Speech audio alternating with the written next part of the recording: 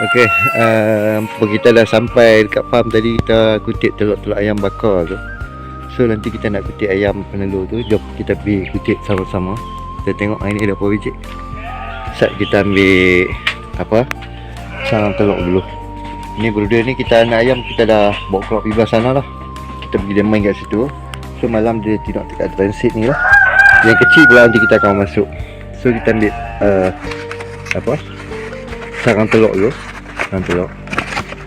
Sabar kita tunjuk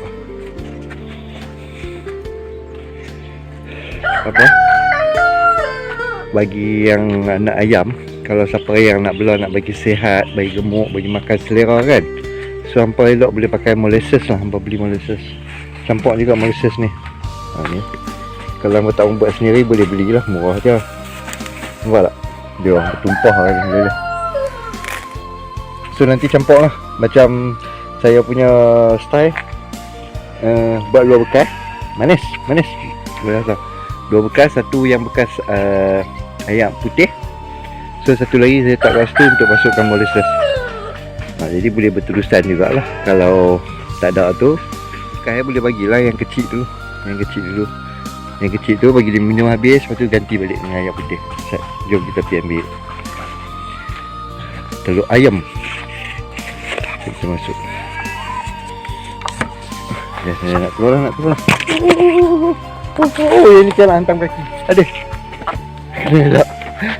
Nampak tak? Dia tunggu yang masuk je. Dia tu dekat. Tidur tak pandai. Telur dah pandai dah. Dah. So ada tu 5 biji. Dalam ni pun ada lagi. Okey Now kita kutip ini dulu. Satu. Alhamdulillah rezeki. Manja sikit ayam ni. Tengok dia kan nak terbang naik atas badan ni. Okay. Alhamdulillah. Sambil-sambil kan, selain pada ayam bakar tu, kita ada juga ayam penelur ni. Ini ayam bakar punya ni. Ni Rhode Island. Oi, dalam ni ada 6 biji. Ada 6 biji guys. Nampak? So kita ambil cepat-cepat sikit. Alhamdulillah rezeki kan. Rezeki. Nampak tak? Seronok kan? So selain pada hak bakar, ni hak hasil yang untuk makan sendiri. Okey. Ya. Okay, kita nak ambil tangga pasal kita nak bawa keluar untuk apa?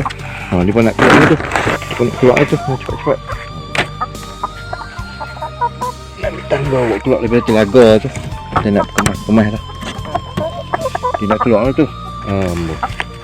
Apa tu tak mau lepas tu bahaya sebab nanti dia makan. Sebab kita ada anak pokok tu.